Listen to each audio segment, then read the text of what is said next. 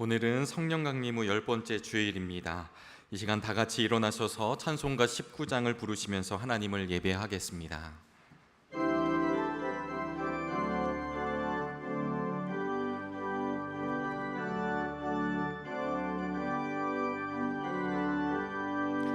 찬송하는 소리 있어 사람 기뻐하도다.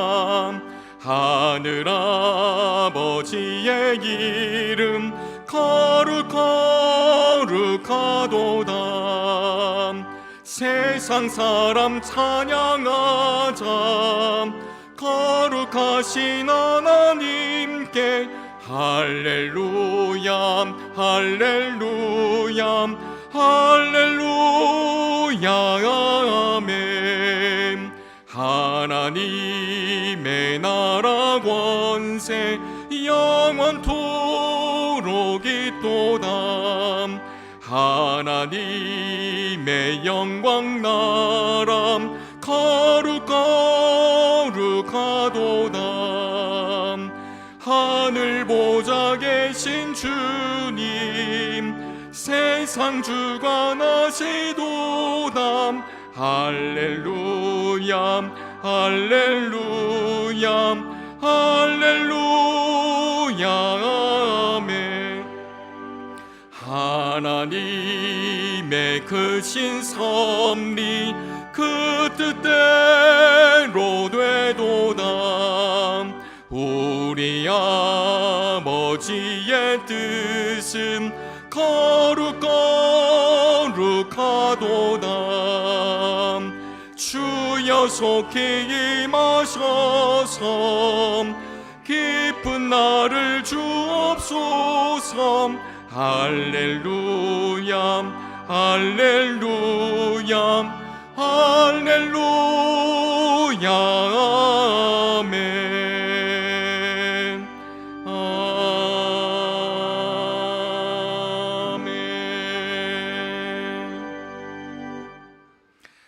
왕이신 나의 하나님이여, 내가 주를 높이고 영원히 주의 이름을 송축하리이다. 내가 날마다 주를 송축하며 영원히 주의 이름을 송축하리이다. 여호와는 위대하시니 크게 찬양할 것이라. 그의 위대하심을 측량하지 못하리로다. 대대로 주께서 행하시는 일을 크게 찬양하며 주의 능한 일을 선포하리로다. 아멘.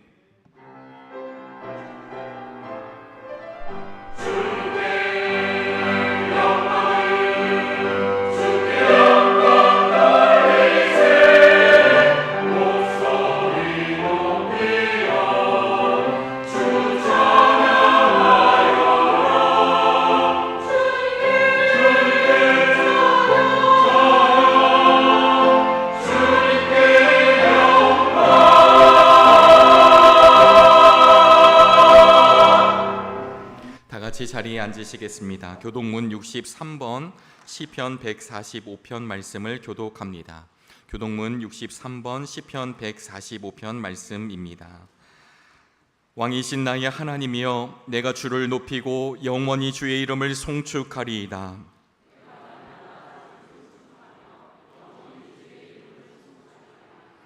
여호와는 위대하시니 크게 찬양할 것이라. 그의 위대하심을 측량하지 못하리로다.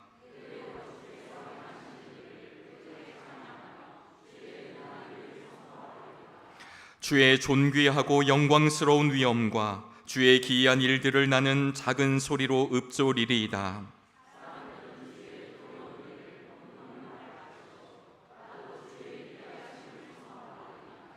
그들이 주의 크신 은혜를 기념하여 말하며 주의 의를 노래하리이다.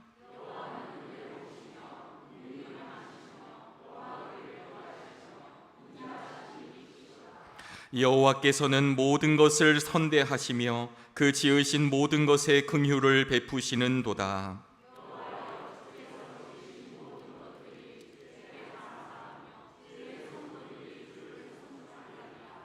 아멘. 사도신경으로 우리의 신앙을 고백합니다.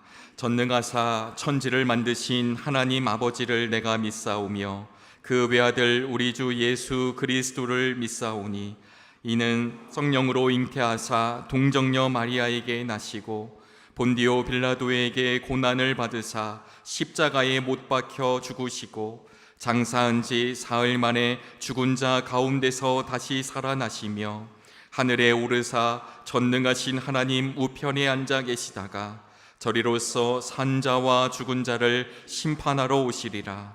성령을 믿사오며 거룩한 공회와 성도가 서로 교통하는 것과 죄를 사하여 주시는 것과 몸이 다시 사는 것과 영원히 사는 것을 믿사옵나이다. 아멘.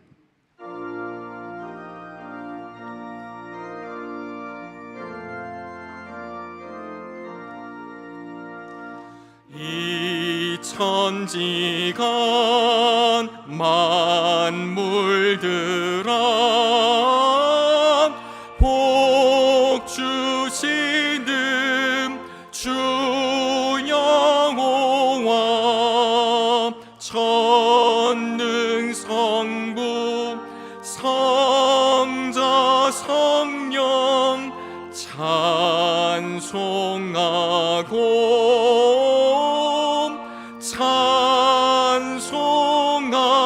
찬송하세.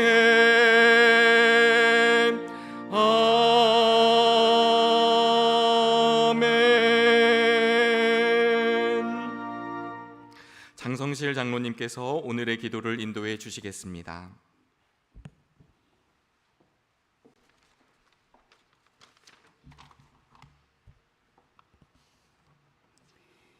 하나님, 무더운 날씨지만 주님을 향한 열린 마음과 열심으로 이 예배의 자리에 나오게 하신 은혜를 감사드립니다.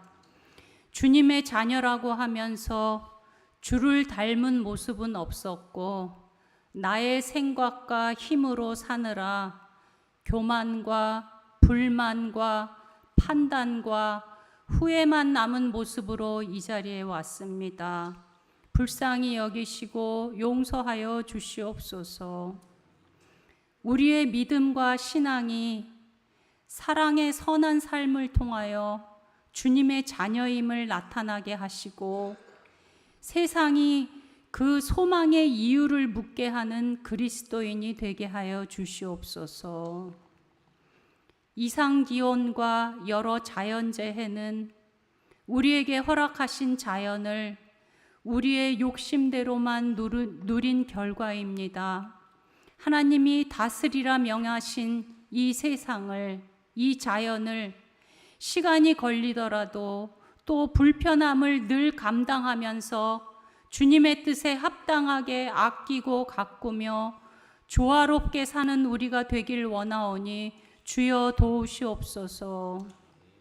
또 우리의 이웃과 더불어 사는 올바른 지혜와 깨달음도 허락하셔서 주님이 명하신 말씀 따라 돌아보고 사랑하되 지치지 않고 끝까지 사랑하는 우리가 될 수 있도록 인도하시옵소서. 노환으로 또는 병환으로 힘들고 고통스러운 교우들과 그 가족들을 돌아보아 주시옵소서. 온전한 치유의 능력과 진정한 평안과 위로는 주님께만 있습니다. 우리의 마음을 모아 드리는 기도를 들어주시고 주님의 속히 응답하심을 함께 기뻐하며 감사하게 하시옵소서.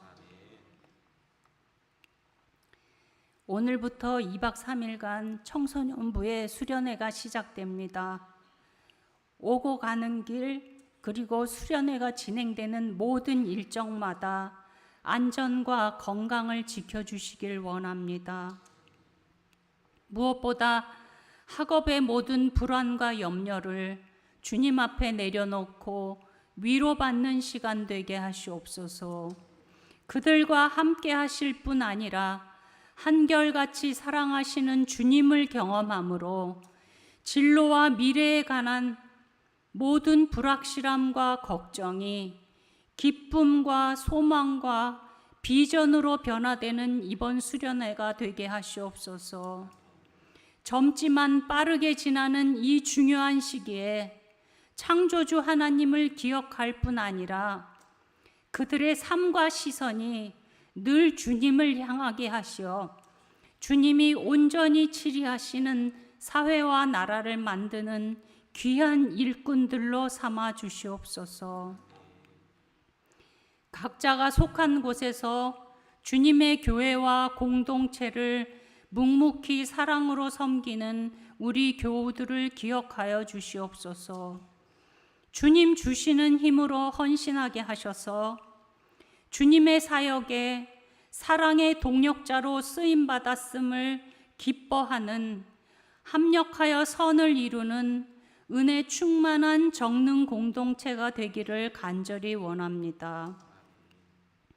주님을 더 잘 알고 더 깊이 만나는 이 시간 되기를 원합니다.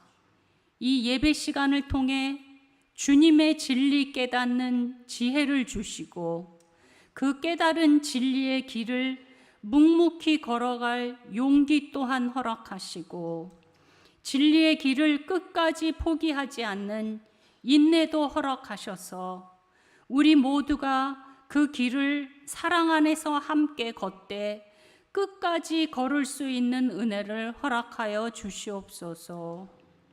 우리를 사랑하시고 복 주시기 원하시는 그리스도 예수 이름 받들어 간절히 기도드리옵나이다. 아멘.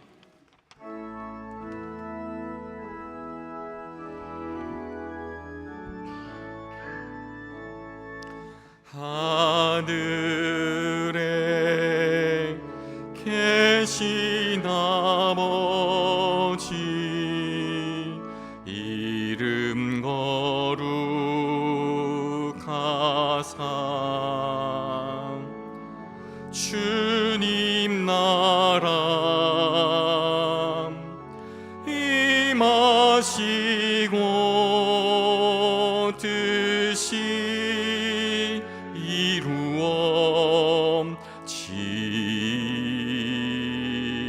이루어지이다. 일용할 양식 주시고 우리들의 큰 죄 다 용서하옵시고 또 시험에 들게 마시고 악에서 구원하소서.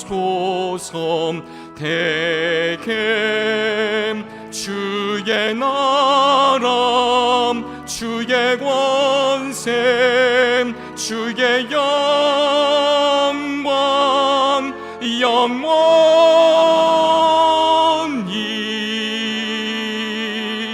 아멘.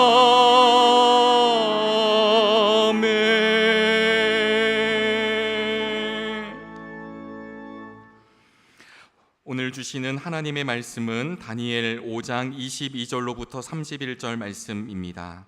구약 성경 1241쪽에 있습니다. 오늘 주시는 하나님의 말씀 다니엘 5장 22절에서 31절 말씀, 하나님의 말씀이 선포될 때 자리에서 일어나시겠습니다. 이영희 권사님께서 하나님의 말씀을 봉독합니다.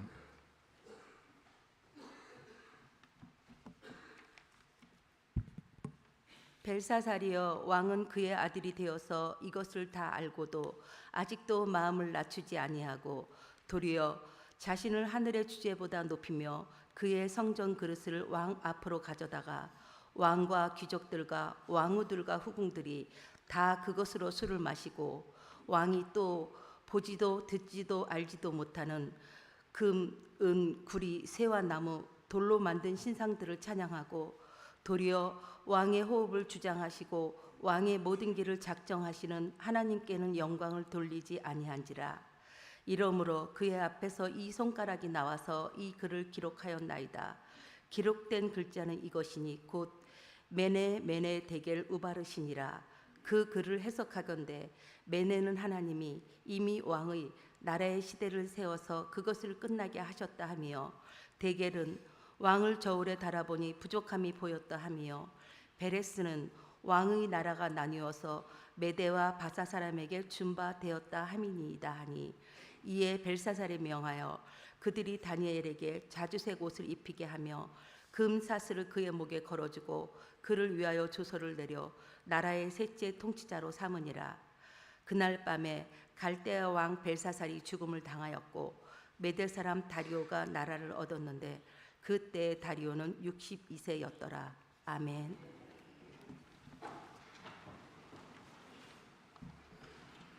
호산나 찬양대의 찬양이 있겠습니다. 찬양 후 담임 목사님께서 하나님의 저울 위를 맨발로라는 제목으로 말씀 전해 주실 때 큰 은혜 있으시길 바랍니다.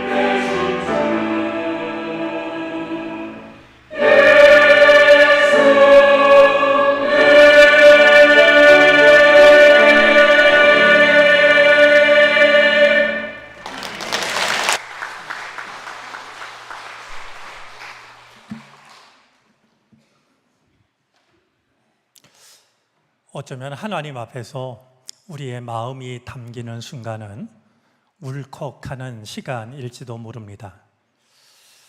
자연스럽게 말하고 또 표현하는 그 시간보다는 마음이 울컥해서 말을 잊어버리는, 때로는 말씀을 읽다가, 때로는 말씀을 듣다가, 때로는 찬양을 드리다가, 때로는 기도를 하다가 그렇게 울컥하는 순간이 있는데요, 우리를 대표해서 기도하신 장로님의 기도처럼 아프고 상한 마음 주님께서 어루만져 주시고 회복시켜 주셨으면 좋겠습니다. 예배하는 우리 가운데 그 은혜가 임하게 되기를 바랍니다. 요즘 날씨가 아이들 말로 장난이 아닙니다. 정말 저 밖에 나가면 한증막에 들어온 듯한 그런 느낌을 받곤 하는데요, 유별난 이런 날씨지만 이 무더위는 옛날에는 없었던 게 아주 없었던 것이 아닌 것 같습니다. 옛말에 대서에는 염소 뿔도 녹인다라는 말이 있습니다. 이 대서가 되면 얼마나 더운지 염소 뿔도 녹인다라고 할 정도였으니 이 더위는 여름에 어느 해나 언제나 우리에게 있는 일이라는 생각입니다. 하지만 대서가 지났는데도 이렇게 불볕더위가 오랫동안 이어지고 있어서 몸이나 마음 건강 상하지 않을까 염려가 되는데 주님의 날개 그늘 아래에서 평안함을 누리게 되기를 바랍니다. 더위가 계속되고 있지만 내일 모레 8월 8일이 절기로는 입추가 됩니다. 가을의 문턱입니다. 그리고 이달 23일이 이제 처서, 모기잎도 삐뚤어진다라고 했던 처서가 되는데요. 어느새 가을이 우리에게 다가오고 있습니다. 더위만 바라볼 것이 아니라 우리 앞에 어김없이 다가오는 이 계절의 변화도 바라볼 수 있게 되기를 바랍니다. 우리가 바쁘고 또 피곤한 삶을 살아가다 보니까 우리 자신을 돌아보는 일이 매우 드물어졌습니다. 여러분들 걸음을 멈추고 내 삶을 돌아보는 일을 그런 시간을 여러분들은 자주 갖고 계신지 모르겠습니다. 그런데요, 생각해 보면 그래도 하루에 한두 번씩 아니면 가끔씩이라도 우리 자신을 돌아보는 시간이 있습니다. 제가 드리는 말씀은 일기를 쓴다든지 아니면 성경 묵상을 한다든지 그런 것을 말하는 게 아닙니다. 우리가 하루에 한두 번 혹은 이따금씩 올라서는 저울 이야기를 하고 있는 겁니다. 우리는 이따금씩 저울 위에 올라서 바늘 끝이 가리키는 숫자나 아니면 숫자로 나타나는 우리의 몸무게를 확인하죠. 어떤 때는 조금씩 늘어나는 숫자를 걱정하기도 하고 어떤 때는 이 갑자기 줄어드는 그 숫자를 염려하기도 합니다. 그런데 여러분, 혹시 이런 생각해 보신 적 있습니까? 우리가 저울에 올라가면 우리의 몸무게를 재는데요. 혹시 우리의 믿음의 무게를 재는 저울도 있는 거 아닐까? 이런 생각 말이죠. 우리의 마음, 우리의 믿음을 재는 저울은 아주 없는 걸까요? 오늘 우리가 다니엘서를 만나게 됐는데요. 다니엘서는 신약 성경의 요한계시록과 함께 묵시 문학에 속하는 성경책입니다. 이 묵시 문학은 엄혹한 시대에 있는 그대로를 쓸 수가 없기 때문에 대부분은 비유와 상징으로 기록이 됩니다. 대부분은 역사의 종말을 다루고 있는데요. 인간의 시간을 뚫고 들어오는 하나님의 시간에 대해서, 이 세상을 뚫고 들어오는 하나님의 세상에 대해서 이야기를 합니다.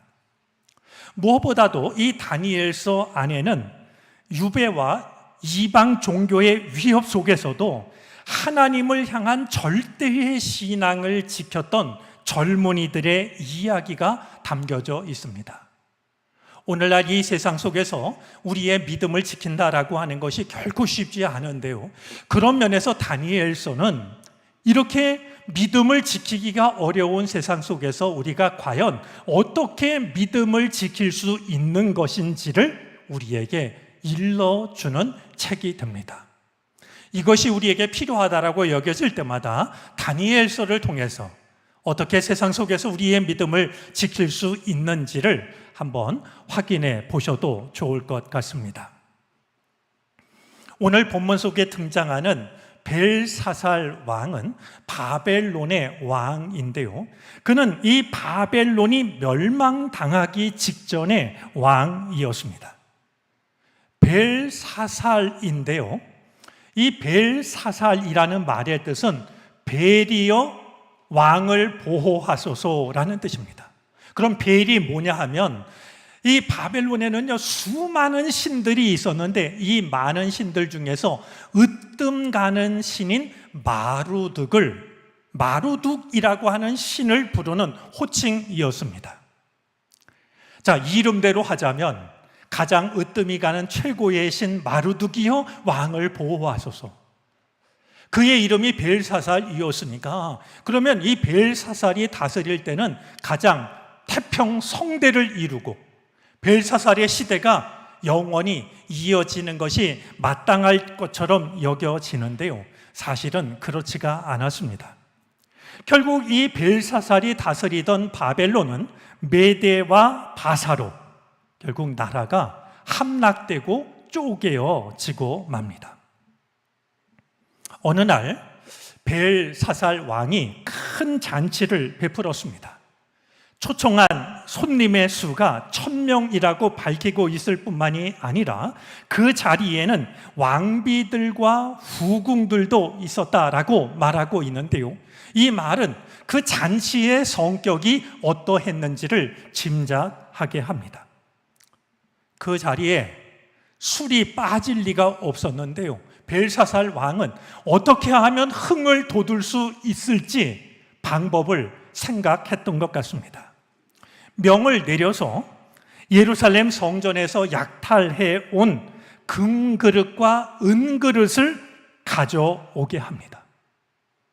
그 그릇에다가 술을 따라 마시게 하려고 말이죠. 예루살렘 성전에서 가지고 온 금그릇, 은그릇을 가지고 오게 했습니다. 이 그릇들은 예루살렘 성전에서 하나님을 예배할 때 썼던 거룩한 기구들입니다. 그런데 벨사살의 선친인 느부갓네살 왕이 예루살렘을 함락시키면서 예루살렘 성전에 있던 금그릇, 은그릇을 전부 약탈해 왔던 바로 그것입니다. 이것을 가져다가 술을 따라 마시게 합니다. 여러분, 그 자리에 모인 벨사살 왕과 그 자리에 모인 이 사람들은요, 자기네가 정복한 나라, 그 성전에 있던 그 금그릇, 은그릇으로 술을 따라 마시니 얼마나 신이 났겠습니까만, 하나님이 보실 때는 이처럼 교만하고 불경스러운 일이 없었던 겁니다. 뿐만이 아니라 이 벨사살 왕은 술을 마시면서 금, 은, 동, 철, 나무와 돌로 만든 다양한 신들을 찬양하고 있는데요, 이것을 보면 이 그릇을 가져오라고 한 이유가 짐작이 됩니다. 여러분, 우리가 이런 데 쉽게 빠지면 안 되는데요, 사실 우리를 가장 흥분시키고 신나게 하는 일 중에는요, 함께 모여서 누군가를 조롱하고 흉보는 일 아니겠습니까? 지금 이 벨사살 왕이요, 큰 잔치를 베풀어 놓고 하나님을 모욕하고 조롱하는, 그러면서 거기에 술을 따라 마시면서 기쁨을 만끽하고 있는 선택을 했던 겁니다. 바로 그 순간 그야말로 기절초풍할 만한 일이, 까무러칠 정도로 깜짝 놀란 일이 일어나게 됩니다. 갑자기 사람의 손 하나가 나타나더니 왕궁 벽에다가 글씨를 쓰기 시작하는 겁니다. 여러분, 이게 얼마나 좀 기괴한 장면이겠습니까? 사람의 손 하나가 나타나더니 벽에다가, 그것도 그냥 벽이 아니라 5절 말씀에 보면 촛대 앞에 있는 벽이라고 했는데요, 촛대 앞에 있는 벽이라고 하는 말은 가장 잘 보이는 벽을 나타냅니다. 어두운 데다 쓴 게 아니라요, 밝은 곳에다가 사람의 손 하나가 나타나서 글을 쓰기 시작했던 거죠. 이 모습을 본 왕이 얼마나 놀랬던지 얼굴빛이 백지장처럼 창백해졌고 공포에 사로잡혀서 넓적 다리가 녹는 듯했고 양 무릎이 서로 부딪힐 정도로 떨게 됩니다. 왕은 크게 소리를 질러서 바벨론의 지혜자들,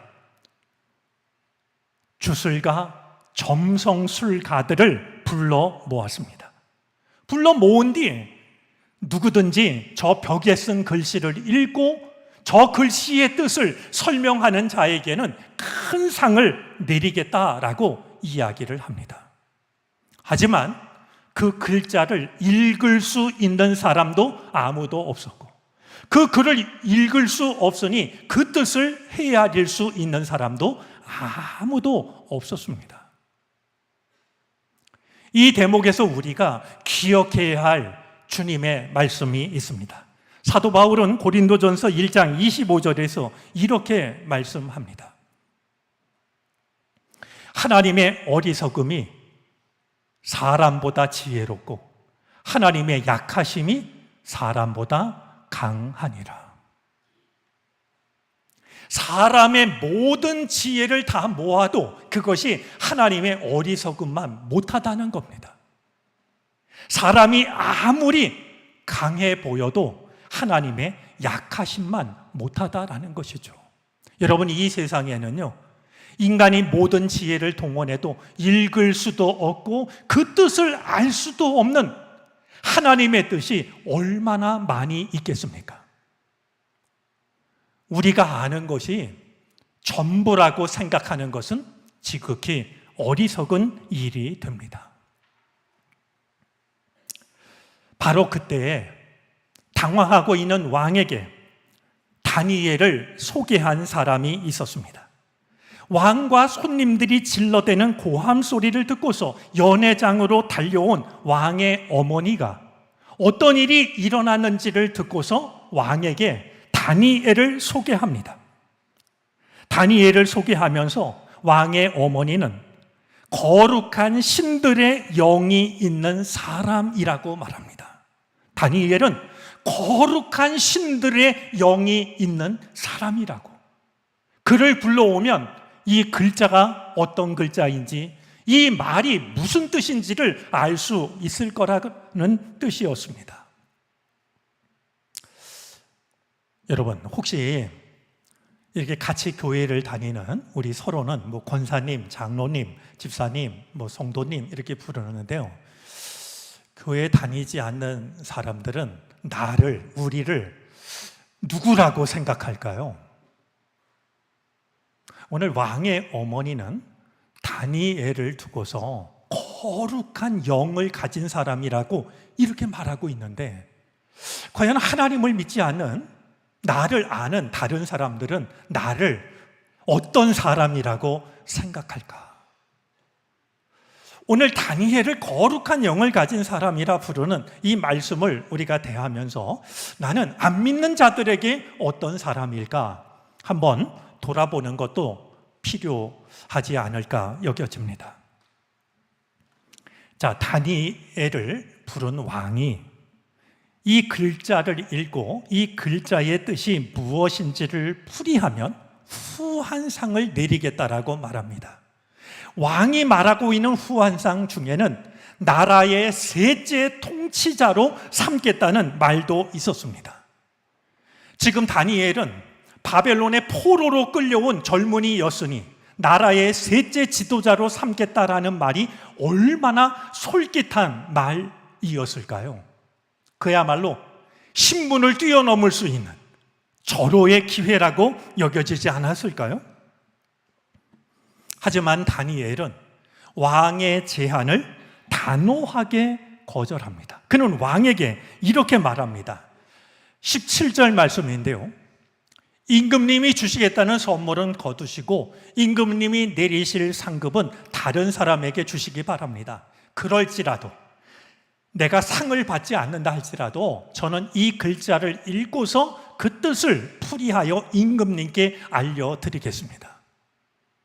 여러분, 함께 생각하고 싶은 게 있습니다. 우리가 세상에서 선한 일을 하되 선한 일을 하는 동기가 상을 위해서, 보상을 위해서가 아니었으면 좋겠습니다.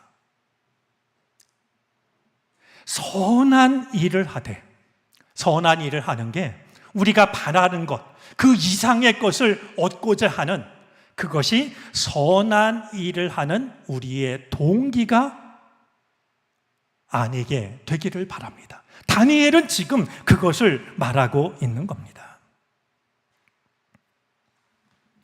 벽에 쓴 글씨를 읽기 전에 다니엘이 먼저 한 일이 있습니다. 왜 하나님께서 사람의 손을 통해서 저 글씨를 썼는지 그 이유를 말합니다. 먼저 다니엘은 이 벨사살 왕이 어떤 잘못을 저질렀는지 왕의 잘못을 신랄하게 지적합니다. 벨사살 왕의 선왕이었던 느부갓네살이 하나님 앞에 교만해졌다가 사람 사는 세상에서 쫓겨납니다. 그래서 그때부터는 사람의 마음이 아니라 짐승의 마음을 가지고 짐승처럼 살았습니다. 이 모습을 벨사살 왕도 보았고 잘 알고 있습니다. 그런데도 벨사살 왕은 그렇게 살았던 느부갓네살과 조금도 다를 것이 없는 삶을 살아가고 있었던 겁니다. 하나님을 거역하고 자기 스스로를 높이고 호흡을 주장하시는 하나님께 영광을 돌리는 대신에 금은동 철나무로 만든 우상들을 섬기고 있었으니 이것이 얼마나 큰 잘못인지를 지적하는 것이죠. 바로 그런 이유 때문에 하나님은 사람의 손으로 벽에다가 그 글씨를 쓰게 했다는 겁니다. 자, 그러니 이 말을 들은 벨사살 왕으로서는 도대체 저 벽에 쓴 저 글씨가 어떤 글인지 그 뜻이 무엇인지 얼마나 떨렸겠습니까? 다니엘이 벽에 쓴 글씨를 읽기 시작하는데요, 그 글의 내용은 다음과 같습니다. 우리 한번 같이 읽어볼까요? 메네 데겔 바르신. 지금 우리가 가진 성경은 메네 데겔 우 바르신 이렇게 되어져 있는데요, 바르신이라고 했던 것은 우 바르신 할 때 이 우라는 말은 그리고라는 뜻입니다. 그러니까 메네 데겔 그리고 바르신이라고 쓴 겁니다. 이런 뜻이 되는 거죠. 자, 이 글자를 읽은 뒤에 그보다 더 중요한 이 말의 뜻을 다니엘이 설명하기 시작합니다. 메네라는 말은요, 세다, 셈하다라는 뜻입니다. 그런데 이 메네라는 말이 한 번 쓰인 게 아니라 두 번 쓰입니다. 메네라는 말은 하나님이 이미 다 계산을 끝내셨다라는 뜻입니다.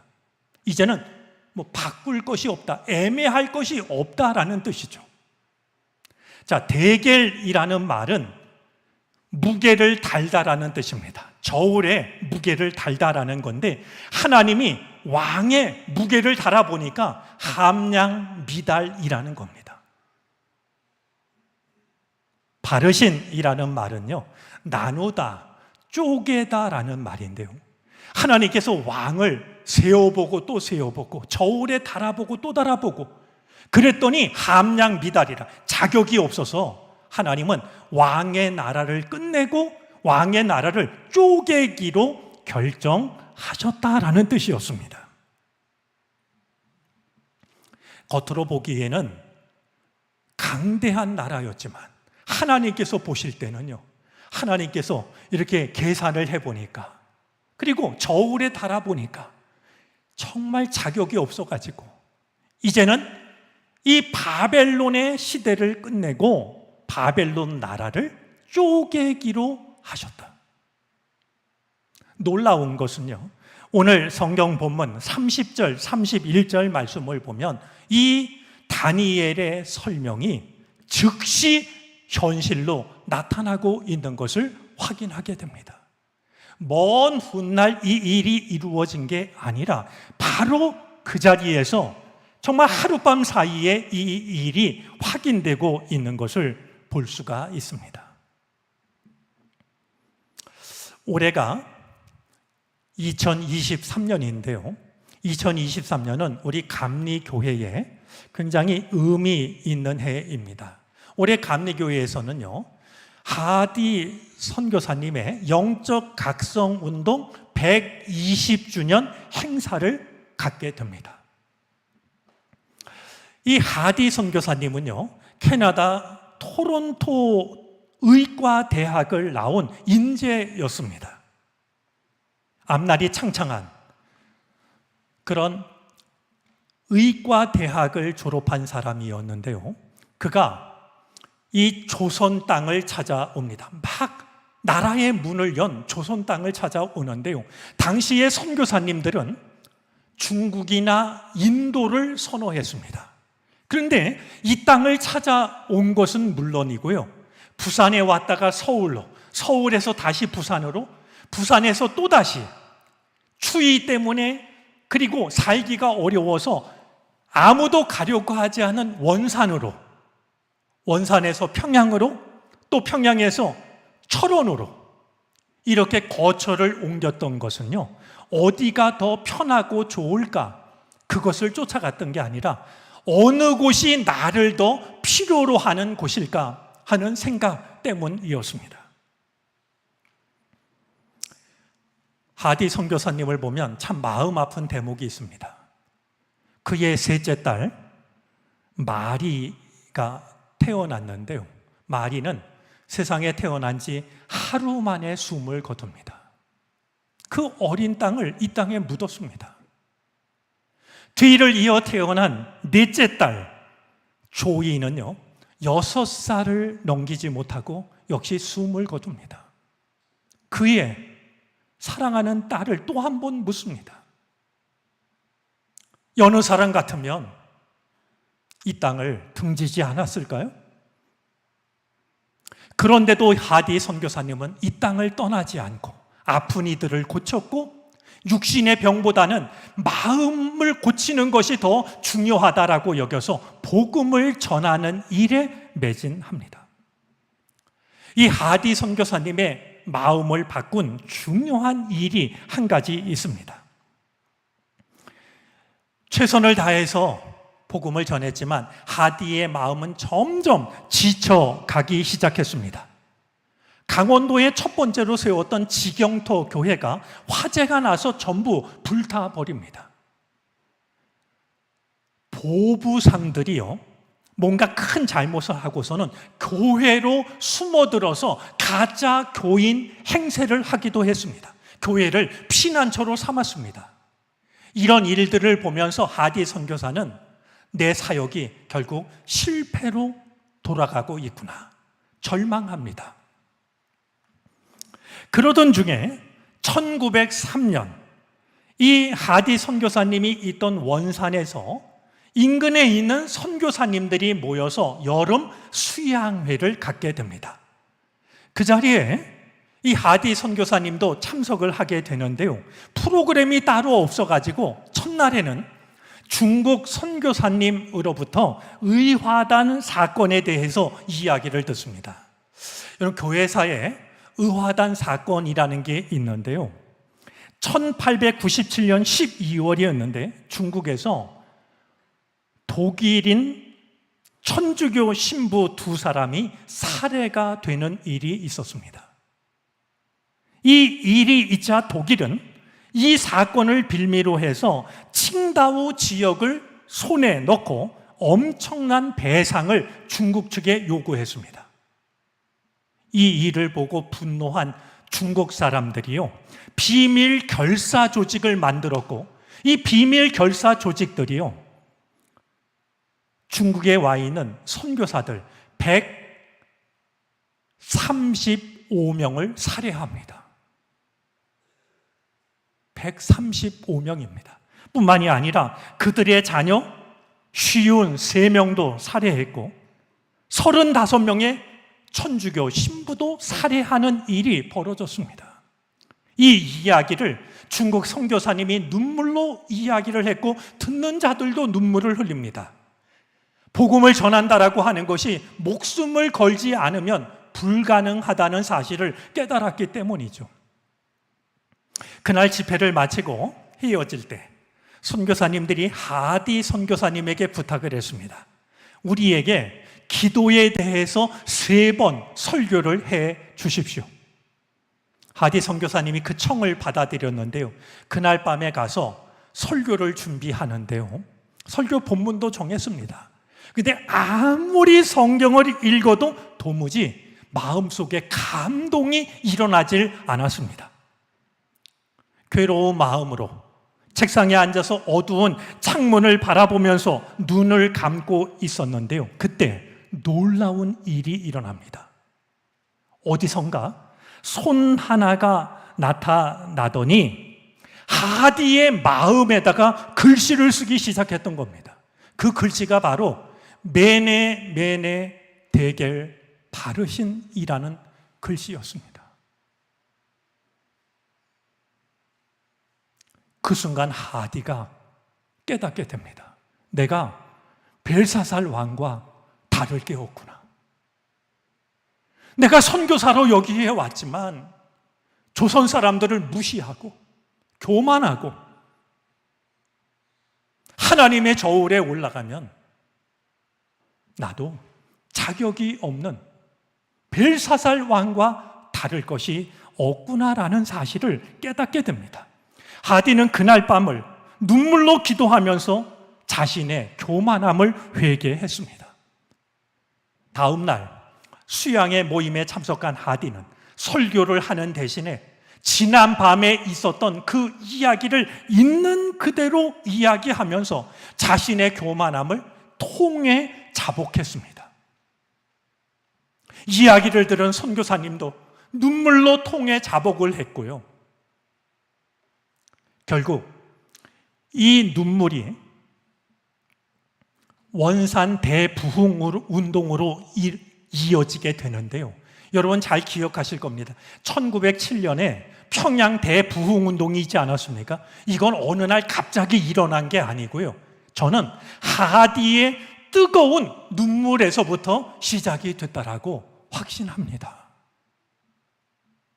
그 눈물이 있었기 때문에 평양 대부흥 운동도 가능했던 것이죠.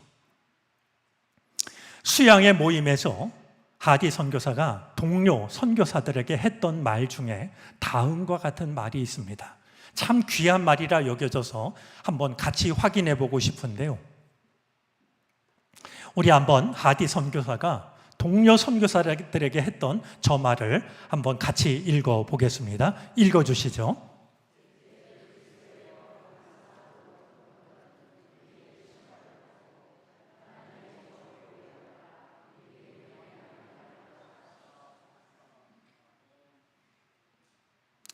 하나님의 저울 위에 올라가서 우리 믿음이 얼마나 되는지 우리 믿음의 무게를 한번 달아봅시다. 저는 저 말도 놀랍지만요, 그 앞에 있는 말이 더 놀랍게 다가옵니다. 다름이 아니라 신을 벗고라는 말입니다. 여러분, 하나님의 저울에 오르기 위해서는요, 신을 벗고 올라야 됩니다. 우리의 더러움과 추함, 우리의 숨겨진 욕심, 어쩌면 우리가 자랑하고 있는 신앙의 자랑거리들,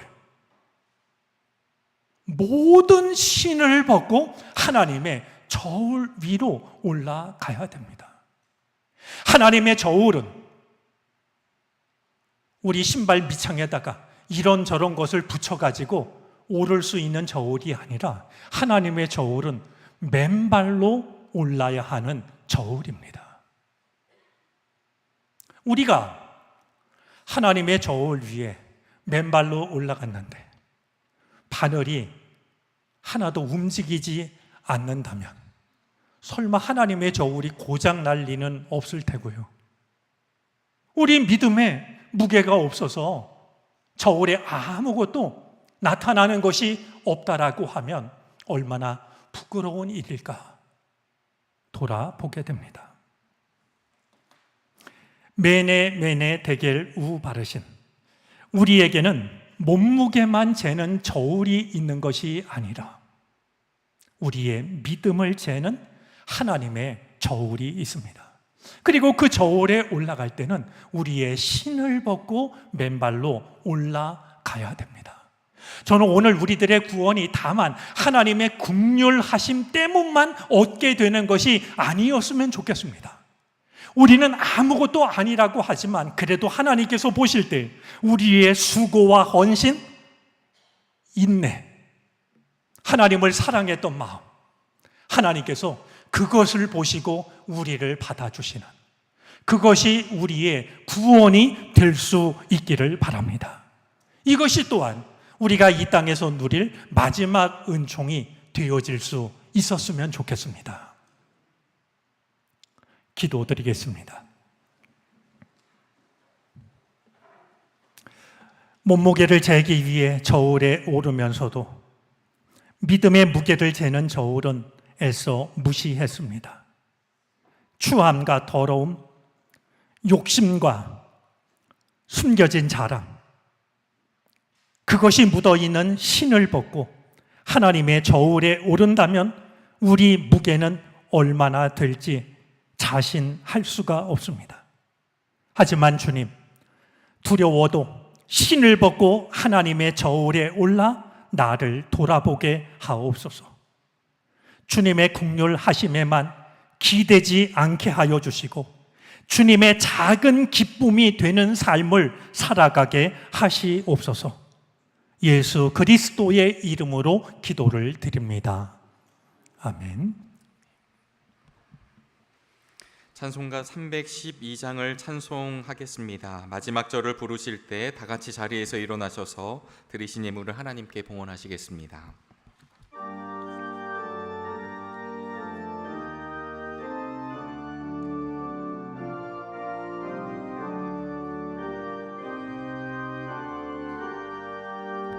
너 하나님께 이끌리엄 일평생 주만 바라면 너 어려울 때 힘 주시고 언제나 지켜주시리. 주 크신 사랑 믿는 자 그 반석 위에 서리라. 너 설레는 맘 가다듬고 희망 중 기다리면서 그 은혜로신 주의 뜻과 사랑에 만족하여라. 우리를 불러주신 주 마음에 소원하신다. 주 찬양하고 기도하며 내 본분 임서하라. 주 약속하신 모든 은혜 내게서 이루어지리라. 참되고 의지하는 자 주께서 기억하시리.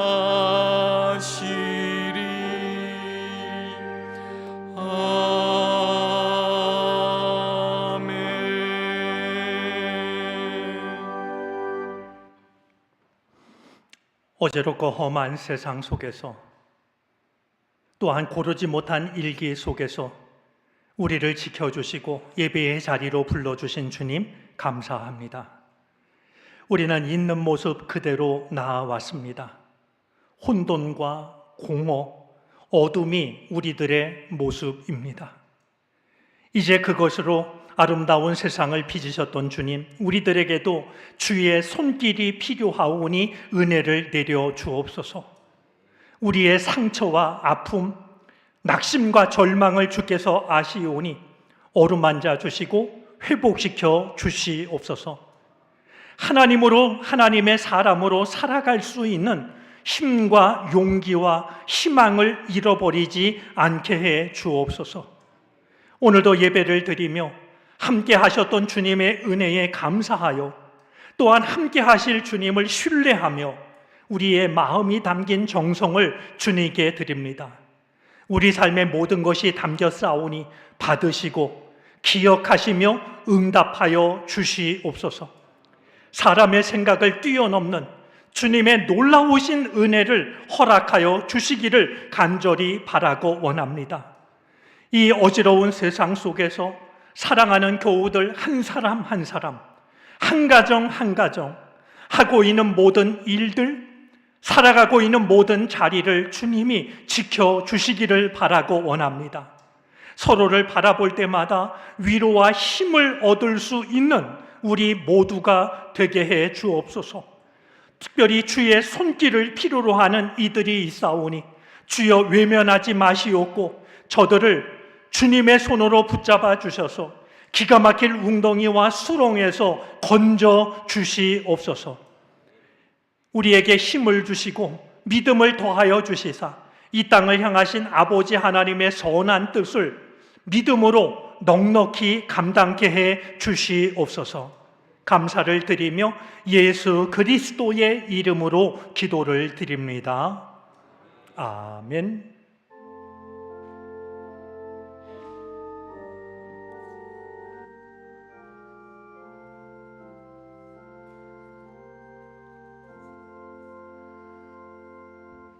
모두 자리에 앉으시겠습니다.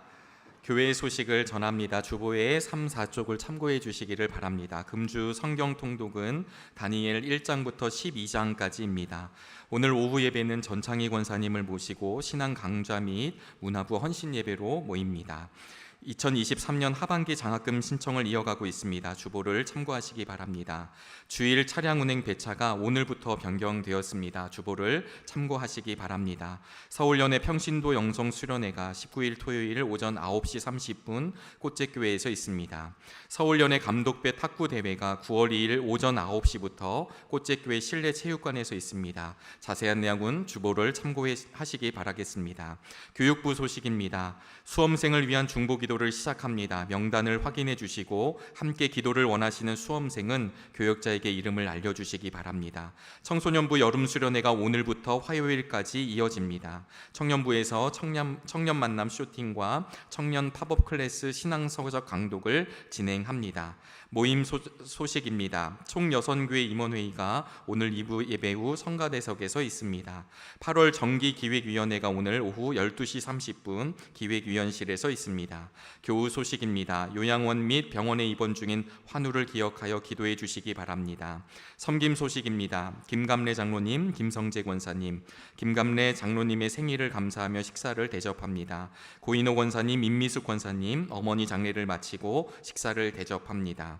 서충식 전도사님, 김혜미 사모님, 범사에 감사하며 화분을 봉헌합니다. 그 외 예배 섬김란을 확인해 주시고 섬김에 동참을 부탁드립니다. 담임 목사님께서 성도의 교제를 인도해 주시겠습니다. 네, 오늘 오후에는요. 오후 예배는 문화부 헌신 예배를 드리는데 마침 귀국해서 지금 후학들을 가르치는 전창희 권사님 시간이 돼서 우리 신앙 강좌 겸해서 갖기로 했습니다. 아마 많은 도전이 되는 시간이 될 거라고 여겨지는데 참석하셔서 은혜 나누시기를 바랍니다. 우리 지난 한 주 사진으로 돌아보도록 하겠습니다. 네, 사진 모습이 참 좋은데요. 지난주에 있었던 유초등부 여름성경학교 행사 모습입니다. 우리 어린이들 하나님 말씀 가운데 무럭무럭 자라가고 있습니다. 수고한 선생님들, 교육자들, 또 마음을 보태주신 교우들께 감사드립니다.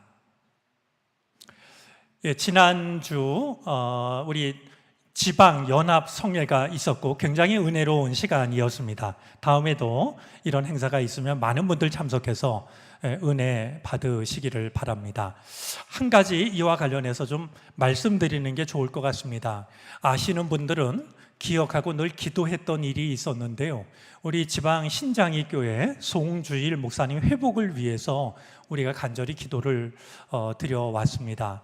그러나 우리들의 생각과는 달리 주님께서는 그 영혼을 부르셔서 주님 나라를 향했습니다. 이제 우리의 기도 내용이 좀 바뀌어야 되겠다라고 여겨지는데요. 그 영혼 위로해 주시기를, 그리고 가족 위로해 주시기를, 또 신장이 교회가 믿음 흔들리지 않기를 그렇게 기도해 주시기를 바랍니다. 네, 우리 교회에서는 매달 초하룻날, 매달 1일에 월삭 새벽 기도회를 이 자리에서 갖습니다. 한 달 맞이할 때마다 주님 앞에서 맞이하기를 원하시는 분들은 참여하시면 좋겠습니다. 예, 우리 교회 지하 주차장 지난주 바닥 방수 공사를 했고요. 또 차선도 새롭게 칠했습니다. 자주 가진 않지만 우리 교회 곳곳이 이렇게 좋은 모습으로 달라져 가고 있습니다. 예, 성경 통독 온도계인데요. 내년이 우리 교회 정릉교회 창립 70주년이어서 올 한 해 우리 교우들이 성경 통독 70독을 했으면 좋겠다 생각을 했습니다. 그런데 벌써 70독이 넘어섰습니다. 아마 올 연말쯤 되면 100독 이렇게 할 수 있지 않을까 싶은데요. 성경 통독 즐거운 마음으로 참여하셔서 동참하시면 좋겠습니다. 우리 성도회 교제 나누도록 하겠습니다. 옆자리에 계신 분, 앞뒤에 있는 분, 또 우리 가정에서 예배드리는 가족들 서로 인사하겠습니다. 주님의 은혜가 함께 하시기를 바랍니다. 늘 평안하시기를 빕니다.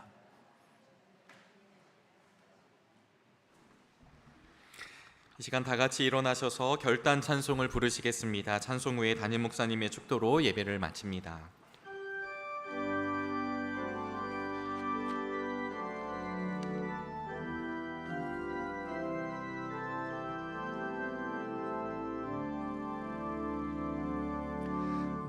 주인 삼은 모든 것 내려놓고 내 주 되신 주 앞에 나가 내가 사랑했던 모든 것 내려놓고 주님만 사랑해. 주 사랑 거친 풍랑에도 깊은 바다처럼 나를 잠잠케 해. 주 사랑 내 영혼의 반성 그 사랑 위에 서리. 주 사랑 거친 풍랑에도 깊은 바다처럼 나를 잠잠케 해. 주 사랑 내 영혼의 반성 그 사랑 위에 서리.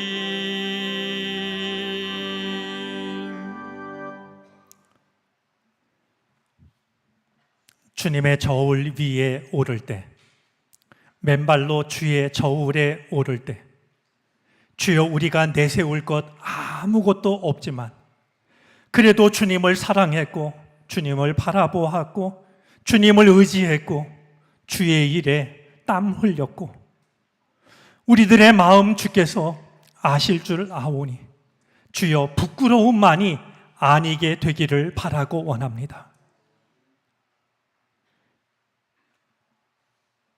그럴 수 있도록 주여 우리를 도와주시옵소서. 지금은 우리 구주 예수 그리스도의 크신 은혜와 하나님 아버지의 무한하신 사랑하심과 도우시며 이끄시는 성령의 은총이 하나님께 예배하고 하나님이 맡겨주신 삶의 자리를 향하여 믿음으로 나아가는 우리 모두 가운데 이제로부터 영원토록 함께 계시옵기를 간절히 축원하옵나이다. 아멘.